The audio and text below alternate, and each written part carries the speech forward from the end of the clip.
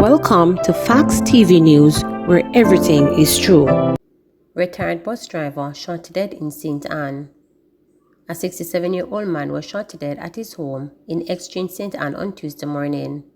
He has been identified as Christopher Simmet, a retired bus driver from Hand-to-Mouth Street in Exchange.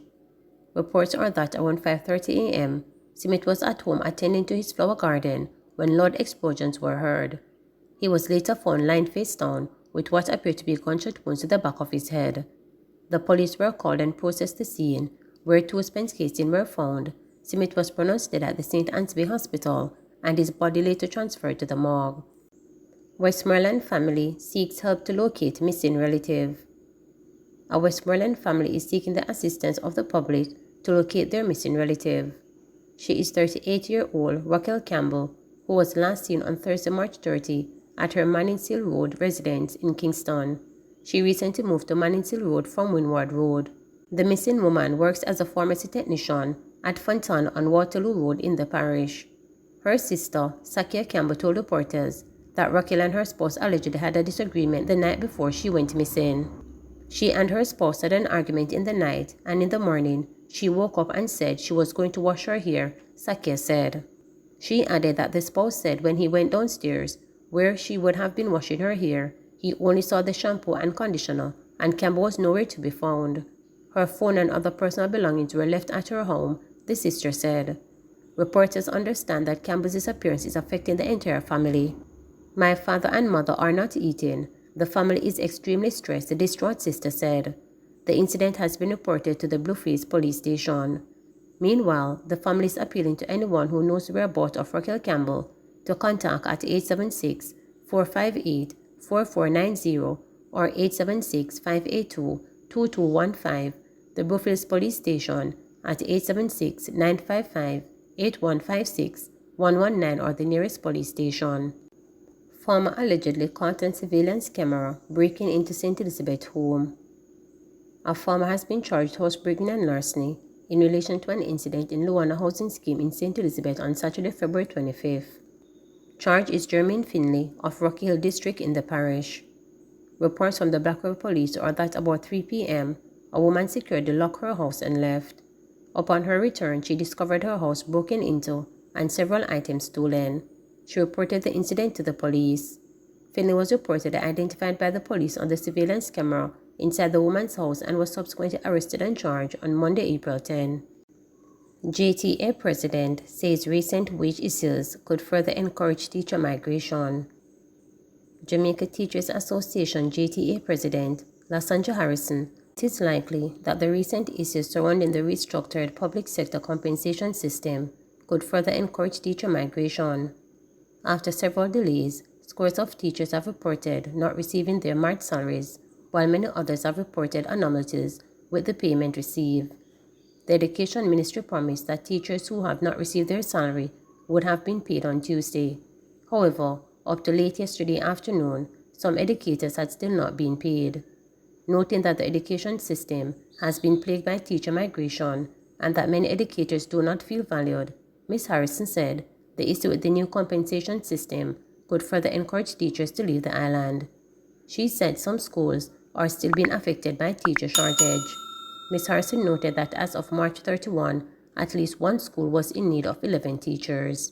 Well, for me to say that that is not talking on the ground, I would be burying my head in the sand. What that will truly look like, I can't say until it materializes. We will see what impact, what correlation this wage negotiation or this restructuring exercise, which robbed the teachers certainly of an opportunity. Certainly the government did not use the opportunity for it to retain and encourage the teachers to remain in the classroom.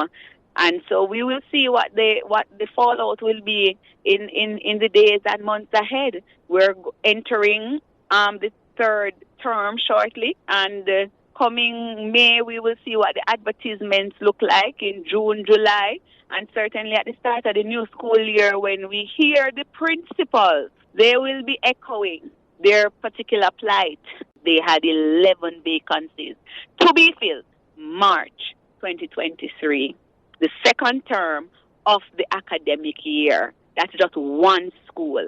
I'm not quite sure if we'll do some investigation and to see what the situation really looks like across several schools in this nation where it is where already but teachers have been holding down the fort. They have been stretched to the limit, substitute upon substitute. Their timetables are maxed and they have been carrying out the business of education. Yet there has been no great outcry except from when I raised the situation.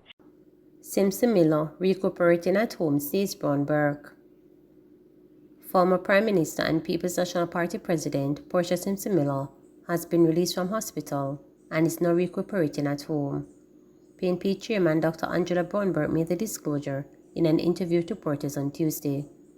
Let me use the opportunity to express our sincere appreciation for the number of individuals who have expressed their concern, their love and their best wishes of the Honorable Portia Simpson Miller.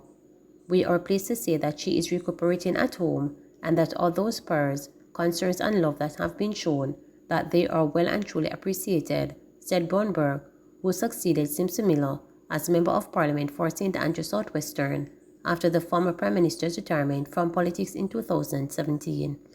Simpson Miller, who in 2006 became Jamaica's first woman Prime Minister, was rushed to the Corporate Ear Hospital last Thursday for what the PNP said was a non-emergency care. Still, news that the popular public figure has been hospitalized ignited a fear of concern here and in the diaspora, with many people posting best wishes for her health on website and social media platforms. The PNP, which Simpson Miller served for more than 40 years and led as president from 2005 to 2017, said she was doing well and is being supported by a capable medical team and loved ones. I know in particular for the individuals from Southwest St. Andrew who have grown up with Sister P, grown up with Mama P. Every time we hear something about her persons, always want to know more. She really remains in our hearts. She has been a mainstay for many of those who have grown up knowing her as MP for Southwest St. Andrew, and on their behalf as well, I know that they too are pleased to know that she is home and recuperating, Bromberg stated. We are pleased to say that she is recuperating at home and that all of those prayers, concerns, and love that have been shown, that they are well and truly appreciated. I know in particular for the individuals from Southwest St. Andrew who have grown up with Sister P, grown up with Mama P. Every time, we hear something about her persons, always want to know more.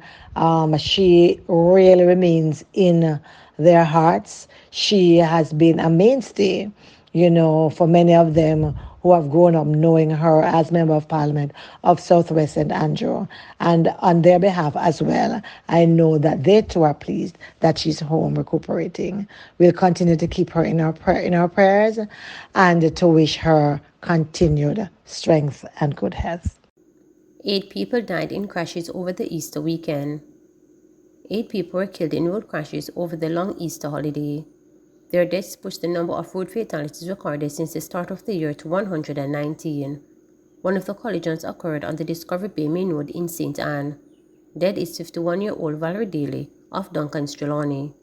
Reports from the Discovery Bay Police are that about 6 p.m., Miss Daly was driving a Toyota Mark X motor car when it reportedly that she failed to keep left and drifted to the right of the roadway, colliding with a white Toyota motor car. She was pronounced dead at hospital. Vice Chairman of the National Road Safety Council, Dr. Lucian Jones, has expressed concern about the number of road fatalities. He told reporters that the Chairman of the Council, Prime Minister Andrew Holness, has called a meeting for Thursday, April 20, to discuss road safety-related matters. With 119 road deaths for the year to date, and 8 people dying over the long Easter weekend, the National Road Safety Council is concerned about the number of fatalities on our roads. We continue to call upon people to be much more careful, especially the motorcyclists, to wear their helmets, and for drivers to slow down. Please remember to subscribe, like, share, and click the notification